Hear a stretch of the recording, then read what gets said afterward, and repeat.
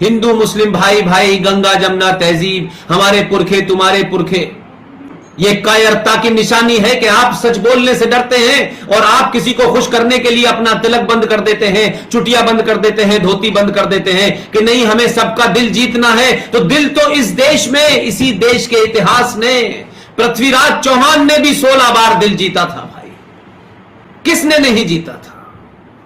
गुरु गोविंद सिंह ने भी जीता था।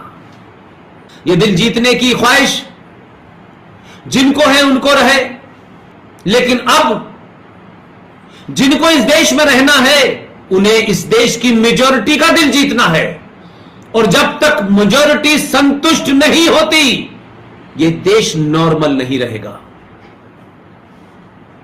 एक देश में एक खुलेआम गुंडागर्दी करेगा, एक पार्लियामेंट में गुंडागर्दी करेगा कि भरे पार्लियामेंट के अंदर सत्र के अंत में जब वंदे मातरम हो रहा होगा, एक जिहादी एंटी हिंदू संबल का एमपी शफीकुर रहमान बख्श सबके सामने खड़े होकर निकल के चला जाएगा लोकसभा से कि मेरा वंदे मातरम में यकीन नहीं है।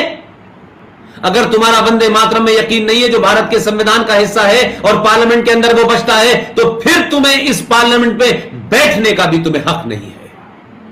इसलिए हम मेजॉरिटी में हैं, हमने अपने कभी मेजॉरिटी होने का ना घमंड किया ना दम्भ भरा,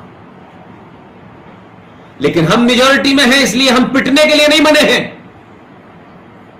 हम मेजॉरिटी में हैं इसलिए कायर बनने के लिए नहीं बने हैं। हम मेजॉरिटी में हैं तो हम सच बात नहीं कहेंगे। हमें मालदा में डराओगे, हमें कश्मीर से मार के निकाल दोगे, हमें कैराना में डराओगे, हमें संभल में, मेरठ में, मुरादाबाद में, अलीगढ़ में, आजमगढ़ में, सब जगह तुम हमारी हत्याएं करोगे, लेकिन हम मेजॉरिटी में हैं इसलिए हमें नहीं कुछ कहना चाहिए। ये पाखंड जब तक हम जैसे लोग हैं नहीं चलने देंगे। ये गलतफहमी लोग दिमाग से निकाल दें। ये 21वीं सदी का सनातनी और हिंदू है। उसने वो किताबें नहीं पढ़ी हैं जो इरफान हबीब ने या रोमिला थापर ने या आर एस शर्मा ने लिख दी हैं। इसके पास पढ़ने के बहुत सारे सोर्स ऑफ इंफॉर्मेशन है,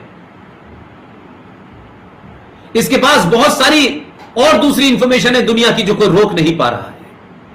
और जब इंफॉर्मेशन आती है आपके पास और जब आप इंफॉर्मेशन को करेक्ट तरीके से पहुंचती है तो उसकी एनालिसिस भी ठीक होती है, और जब उसके पास इंफॉर्मेशन ठीक होगी उसका इंटरप्रिटेशन भी ठीक होगा।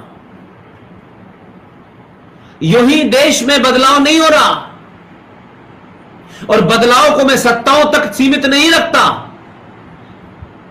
हमारे देश में एक ट्रेंड बन गया था कि सत्ता बदलेगी तो समाज बदल जाएगा, क्योंकि सत्ता की दलाली करते करते इस समाज ने, सत्ता की चाटुकारिता करते करते इस समाज ने यह भूल गए कि सत्ता समाज नहीं बनाती है।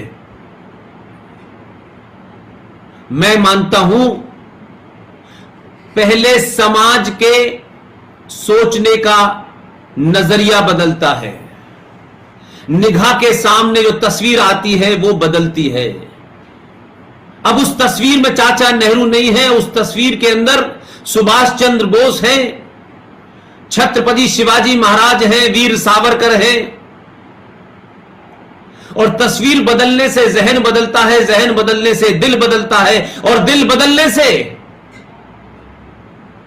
आप बटन बदलने की शक्ति में बटन भी बदल जाता है। और जब सही जगह बटन दबाते हैं तो सत्ता बदल जाती है। इसलिए समाज एक परमानेंट इकाई है, सत्ता आनी जानी है।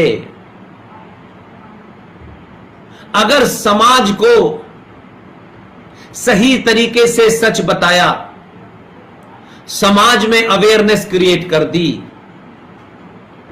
तो सदियों तक जो इस देश के गद्दार हैं, जो देश को अंदर से तोड़ना चाहते हैं, जो हमारे हिंदू संगठनों से मिलकर के उन लोगों ने जिस खामोशी से अपना एजेंडा चला रखा है, वो वक्ती तौर पे तो हो सकता है कि हमें सियासी तौर पे ठीक लगते हो कि कुछ लोग बहुत ज्यादा अल्ट्रा इस वक्त सनातनी दिखाई दे रहे हैं, लेकिन हमारा एक्सपीरियंस यह कहता है कि 25-30 करोड़ में से 2-4 लोग आपके साथ अगर खड़े भी हो जाएंगे, उससे वो 30 करोड़ नहीं बदलने वाले। वो आपके जाने का इंतजार करेंगे और आपके जाने के बाद वही करेंगे जो मौलाना आजाद ने किया, जो प्रोफेसर नूरुल हसन ने किया, जो फखरुद्दीन ने किया, जो हुमायूं कबीर ने किया, वही करेंगे। इसलिए समाज बदल जाए, समाज की सोच बदल जाए तो सत्ता पे हजारों साल तक सनातनी ही बैठेगा। इसलिए सत्ता एक बार बदली, 2 बार बदली से काम नहीं चलेगा। सत्ता भी बनाए रखना है और सत्ता को भी यह एहसास कराना है कि हमने आपको बदला है, सड़क बनाने के लिए नहीं बदला। हम बहुत लंबे समय से गड्ढों में रहते रहते आदी हो गए। ये सड़कें, ये सत्ता का परिवर्तन से, ये हवाई जहाज, ये विकास से हमारा सम्मान नहीं लौटने वाला। जो हजारों साल से तकलीफ हमारे पूर्वज, हमारे पिता माता, उनके पूर्वजों के अंदर जो एक दर्द है, जो हर्ट है, वो जनरेशन टू जनरेशन आगे चल रही है। आपके पास कुछ ना भी हो, ये भौतिक सुख की चीजें ना हो, मकान ना हो, तब भी आप, अगर आपका इतिहास,